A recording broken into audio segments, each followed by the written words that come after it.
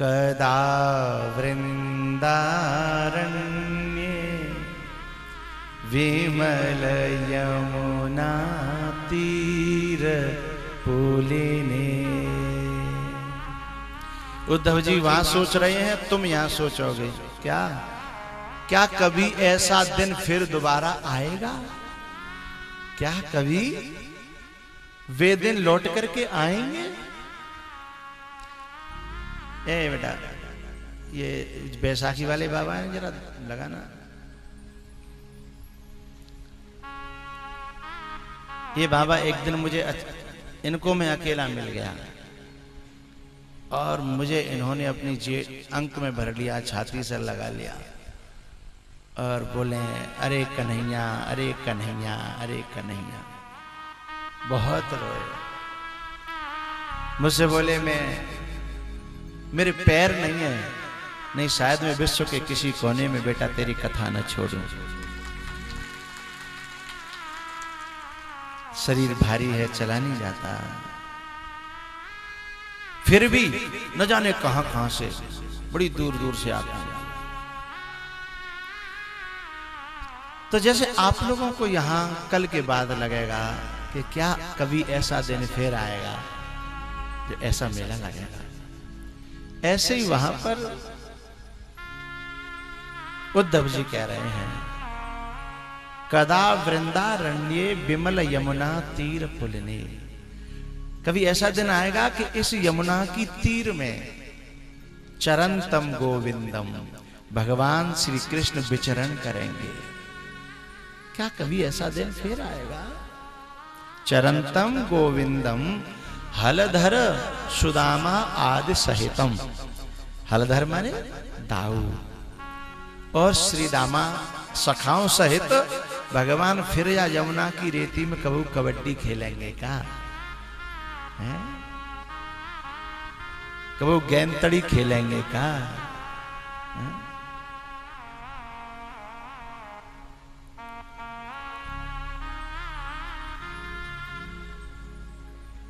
कभी ऐसा फिर कभी समय आएगा क्या? चरंतम गोविंदम हलधर सुदामादि सहितम आये कृष्ण कदा वृंदारण्ये विमल यमुना तीर पुलिने।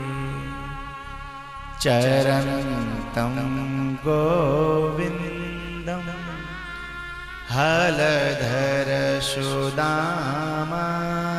सहित। अर्थ समझ में आ रहा है? आये कृष्ण स्वामिन् मधुर मुरली वादन विभु।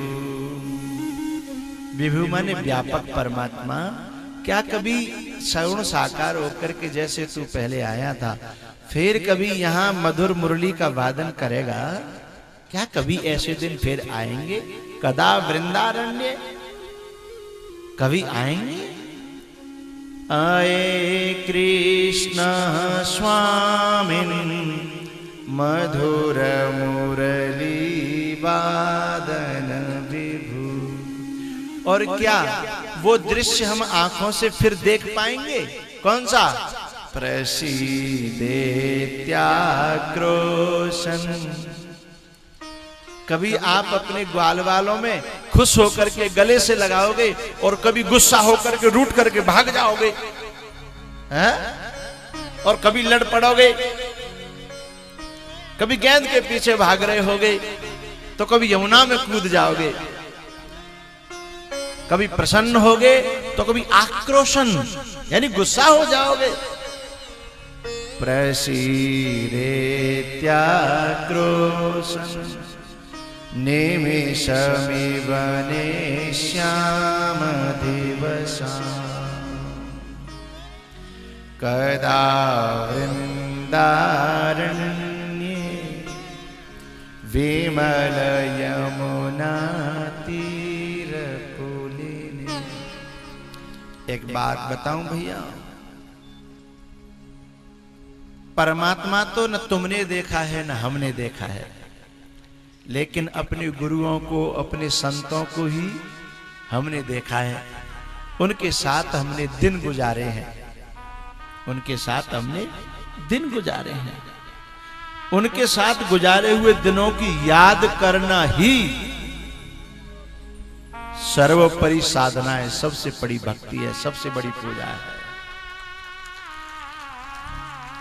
क्योंकि संत ही भगवान का दूसरा रूप है। उनके वो दिन याद आए, हमारे साथ ऐसे रहते थे, ऐसे खाते थे, ऐसे खेलते थे, ऐसे बोलते थे। ध्यान मूलम गुरु मूर्ति, पूजा मूलम गुरु पदम, मंत्र मूलम गुरुर वाक्यम, मोक्ष मूलम गुरु कृपा। ध्यान मूलम यानी सारे ध्यानों का मूल गुरु मूर्ति, अपने गुरु का ध्यान, उनकी लीलाएं, उनकी बातें। पूजा मूलम गुरु पदम, मंत्र मूलम गुरु के मुख से निकला हुआ आदेश या उनकी इच्छा। आदेश न करें, वो ये कहें कि मेरी ऐसी इच्छा है कि बेटा तू ऐसा बने, बस उसको दृढ़ पकड़ ले कि मुझे अपने लिए नहीं, अपने गुरु के लिए ऐसा बनना है। हाँ? अपनी खातिर नहीं, अपने गुरु के लिए। मंत्र मूलम उस वाक्यों को पकड़ ले, मोक्ष मूलम गुरु कृपा।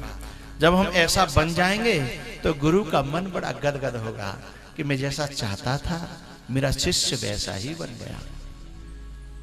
फिर जब अंतरात्मा से गुरु जब गदगद होता है, गार्डन गार्डन होता है, तो आशीर्वाद मांगना नहीं पड़ता, आशीर्वाद आंखों से झलकने लगता है, आशीर्वाद फूटने लगता है, आशीर्वाद झरने लगता है।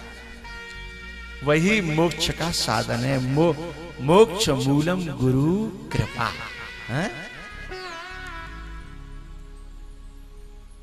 कदा वृंदारण्ये, जैसे सुखदेव जी ने ये श्लोक सुना, भगत जी उनकी समाधि खुल गई। उन्होंने कहा भैया, ए भैया ग्वालियर, वो विद्यार्थियों इधर आओ।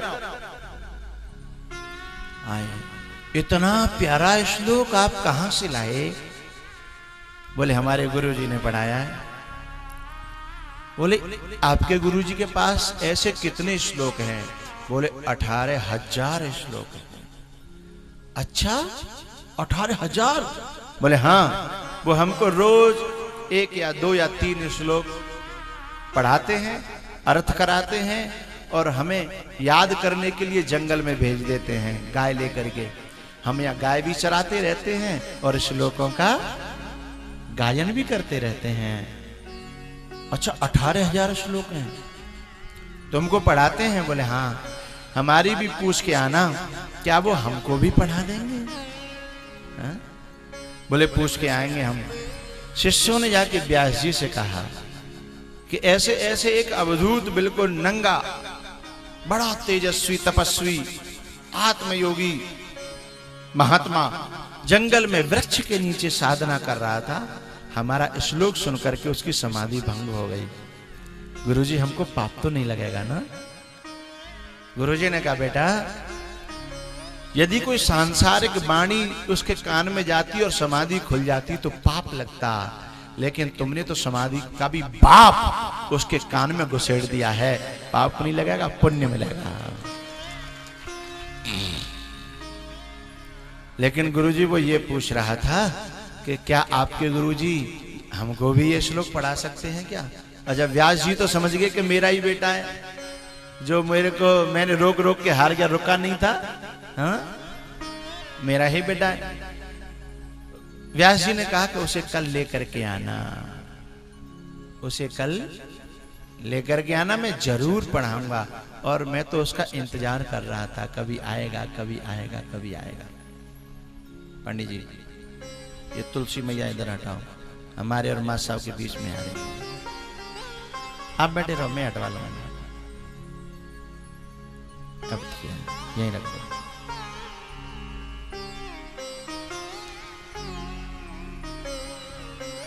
सुखदेव जी को जाकर के शिष्यों ने कहा कि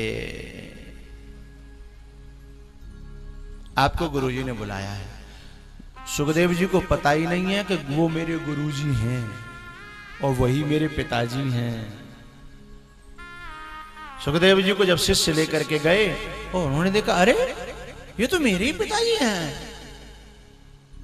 चरणों में गिर पड़े, बोले आपने मुझे पहले क्यों नहीं बताया? पिताजी ने कहा कि तू मेरी बात तो सुने तब तो।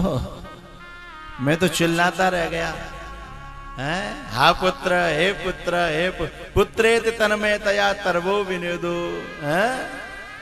मैं तो चिल्लाता रह गया, तू सुने तब तो। बड़ी बड़ी गलती हो गई।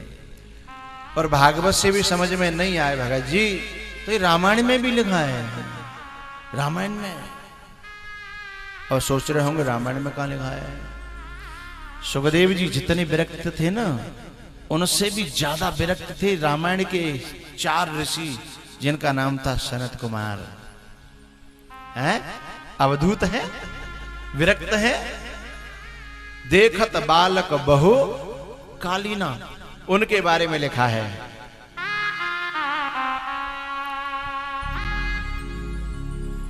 जीवन मुक्त महामुनि जेहु।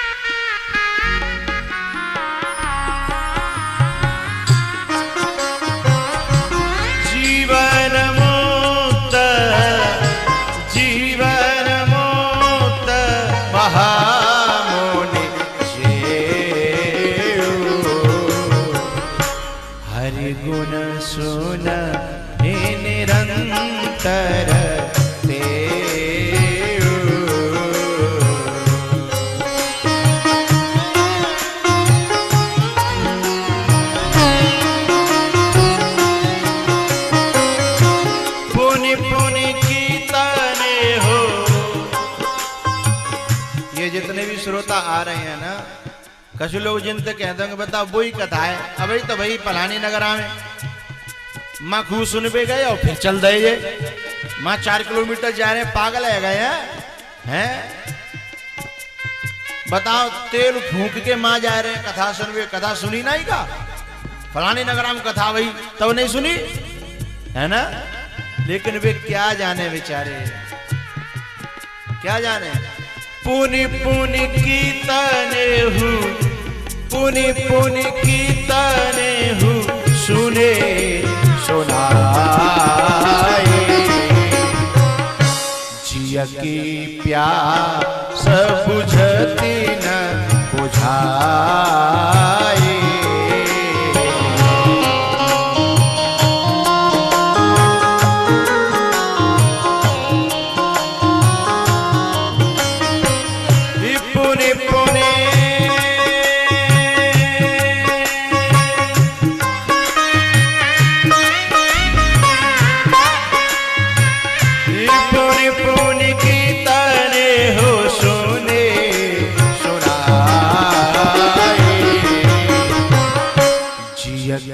प्यास बुझती न बुझाए।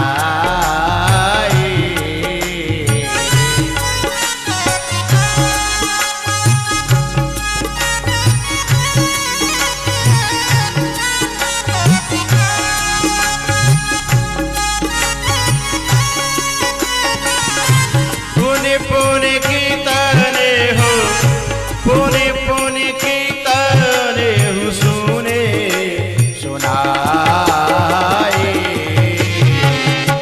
जिया की प्यास बुझती न बुझाए। कथा पंडाल में मैं कई बालकों को देखता हूँ कि वे घर से पढ़ने के बहाने आते हैं और बैग पीठ पे लेते और चुपचाप कथा में आ जाते हैं।